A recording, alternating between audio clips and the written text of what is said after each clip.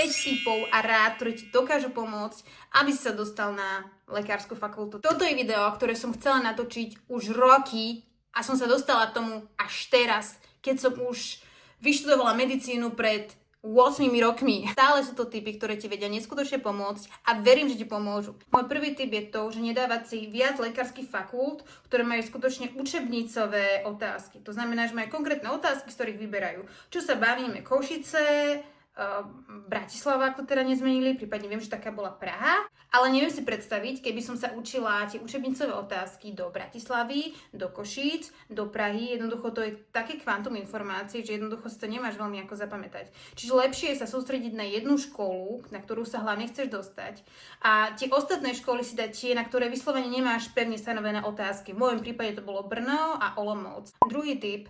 Ako môže to znieť ako úplne klišé, ale skutočne sa nedaj odradiť tým, koľko ľudí sa na medicínu hlási. Na medicínu sa hlási proste strašne veľa ľudí. Ja som sa hlásila na zubné lekárstvo, kde brali, ako nechcem kecať, ale fakt, že 50 ľudí, z ktorého pozor, ešte z tých 50 niektorí brali aj na priemer. Čiže tá pravdepodobnosť, že sa dostane na zubné lekárstvo, bola skutočne malá. Ale dostala som sa na všetky zubári, kde som sa hlásila. Ale to je podľa mňa veľmi dôležité že to bolo kvôli tomu, že som sa nenechala odradiť tým množstvom, pretože si treba uvedomiť, že aspoň u mňa to tak bolo, aspoň v tej roke, keď ja som sa hlásila, že veľmi veľa ľudí sa hlásilo, ale oni sa skutočne ako nepripravovali na tie príjmačky. Jednoducho fakt, na to není žiadna skratka, musíš sedieť a drtiť sa proste. A keď sa jednoducho nebudeš drtiť, tak sa tam jednoducho nedostaneš. Akože určite môžeš mať šťastie, ale je to veľmi malá pravdepodobnosť, že sa tam dostaneš len nejakým šťastím. Určite radšej treba makať a veľa z tých ľudí, ktorí sa tam hlásia, proste nemakajú. Takže tým sa vieš odlišovať od tých ostatných ľudí, že budeš makať o mnoho viac ako oni. Môj tretí tip je mať doučovateľa. Ale pozor, nebrať toho doučovateľa tak, že on je tu na to, že ma to proste má naučiť. Nie. Ako fakt treba sa na to pozrieť tak, že ty si ho platíš. Takže ty musíš vyslovene ísť za ním, že tomuto nerozumiem, vysvetli mi to tak, aby som proste tomu rozumel. Neviem si predstaviť, ako niektoré veci z fyziky by som pochopila, keby nemám doučovateľa. A pozor, ja som mala 3 z fyziky na vysvedčení a fyzika ma na príjmačkách v Čechách proste zachránila, lebo tam áno, tam sú príjmačky aj z fyziky. Skutočne ho vnímaj tak, že on nech ti pomôže v tých veciach, ktorým nerozumieš. Ak je nejaká stať, ktorý proste úplne super rozumieš, nie je tam vlastne čo nepochopiť, tak jednoducho s tým doučovateľom to nepreberaj. Jednoducho nauč sa to sám a fakt sa venuj, dajme tomu, s tým doučovateľom kvantovej fyzike napríklad. Ja som napríklad nemala doučovateľa na biológiu, pretože tam som nevidela, čo mi má vysvetľovať, ale fyzika, chémia, ja som musela ísť proste úplne od piky. Štvrtý tip je choď na to strategicky a choď od úplných základov. Možno teraz sa cítiš, že je toho proste kvantum, obrovské množstvo učiva a vôbec nevieš ani kde poriadne začať. Je to úplne normálne. Ja som to zažívala tiež, hlavne čo sa týka fyziky a chémie. Ale poď od začiatku.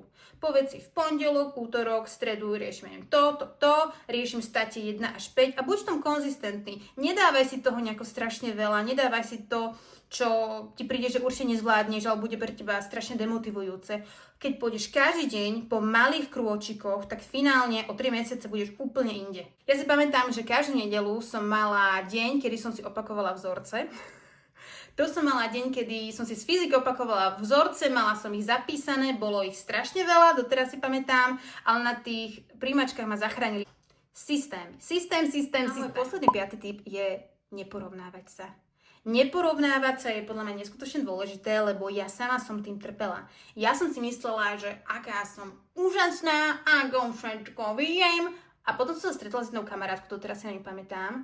A ona prechádzala tak 500 otázok denne v tej učebnice do Košíc. 500 otázok a ja v hlave, že no tak toto absolútne. To bolo asi 2 mesiace pred príjmačkami.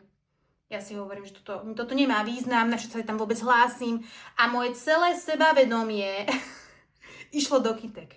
A finálne to dopadlo tak, že som bola na príjmačkách vyššie, ako bola ona. Čo neznamená teraz, že aj ona sa dostala. Ona bola veľmi šikovná, gratulujem jej, ale len tým chcem povedať to, že keď ti príde, že ten človek, že pri tom človeku sa cítiš zle, príde ti, že to nedáš, porovnávaš sa, presne sa s ním stretávať, alebo obmedzuj stretnutie s ním, ako na čo ten človek ti nijak nepomáha. Dobre, ak je to tvoj spolužiak, tak jednoducho, dobre, nevieš úplne sa od neho odstrihnúť, ale kašli na ňo. Ja som sa hlásila na 3 lekárske fakulty, do Košíc, do Brna a do Olomouca. Vzali ma na všetky 3 lekárske fakulty, na všetky 3 zubáriny. Neboli podplatení, neboli nič. To len to, že ja tam prišla, napísala tie testy lepšie ako tí ostatní.